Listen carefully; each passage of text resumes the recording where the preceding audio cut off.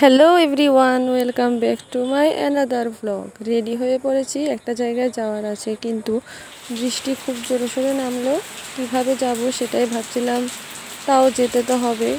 আর এদিকে আমি ব্যাগ গুছিয়ে ছাতা নিয়ে রেডি হয়ে পড়েছি বেরোনোর জন্য। কিভাবে যাব সেটাই ভাবছিলাম, আর আমার বরের জন্য অপেক্ষা করছিলাম। বৃষ্টির মধ্যেই বেরিয়ে পড়েছি, আর কোথায় যাচ্ছি সেটা তোমরা ব্লগের মধ্যেই দেখতে পাবে। দেখতে দেখতে চলে এলাম আমার বাবার বাড়ি। এটা হচ্ছে নতুন বাড়ি, তো বাড়ির সবাই পুরনো বাড়ি থেকে নতুন বাড়িতে এসেছে আজকে। আর কেন এসেছে সেটা তোমরা কালকের ব্লগেই দেখতে পাবে।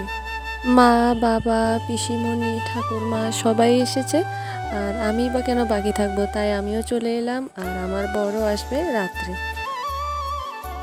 উপরে এসে দেখছি পুরনো বাড়িতে যে সিংহাসনগুলো ছিল ঠাকুরের, তারপর ঠাকুর ছিল, ওইগুলোকে সব নতুন বাড়িতে নিয়ে এসেছে। আর মা ঠাকুরমা মিলে ওই সিংহাসনগুলো গুছাচ্ছিল, ঠাকুরঘরটা পুরো গুছাচ্ছিল। সব আবার নতুন করে করে তো সাজাতে হবে, তাই একটা একটা করে সব ঠাকুরগুলোকে বসাচ্ছিল।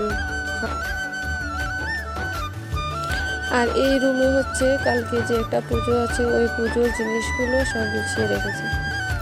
এখনও পুরনো বাড়ি থেকে সব জিনিসগুলো আনা হয়নি, তাই সব ঘরগুলি খালি খালি আছে। কিন্তু কালকে একটা অনুষ্ঠান আছে, তাই সবাই আসলো, আর বাকিরা কালকে আসবে। নতুন বাড়ি হয়েছে, তাই ঘুরে ঘুরে দেখছিলাম, সবগুলো রুম ঘুরে ঘুরে দেখছিলাম, সব জায়গাতেই ঘুরে ঘুরে দেখছিলাম।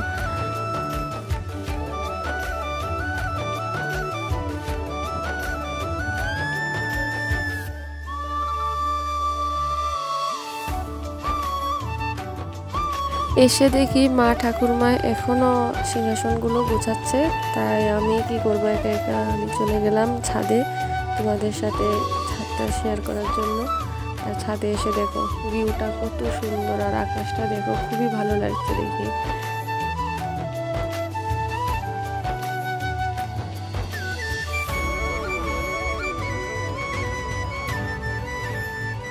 নতুন বাড়িতে আসার আনন্দটা যতটুকু, তার পাশাপাশি পুরনো বাড়িটা যে ছেড়ে এলাম তার কষ্টটা কিন্তু আরও অনেক বেশি।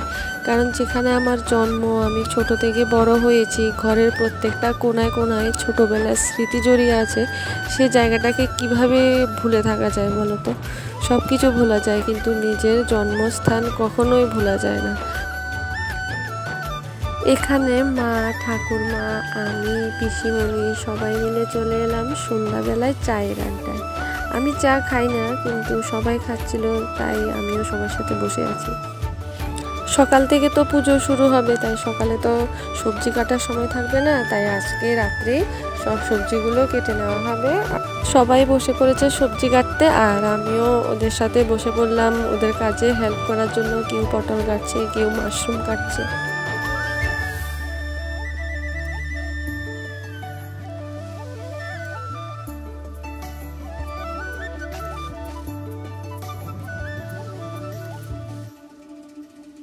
সবজি কাটা শেষ করে চলে এলাম বাসন পরিষ্কার করতে। কাল বাড়িতে যে পুজো আছে, ওই পুজোর বাসনগুলো তো পরিষ্কার করে রাখতে হবে আগের দিন, তাই আমি আর আমার ঠাকুরমা মিলে বসে পড়লাম পুজোর বাসনগুলো পরিষ্কার করতে।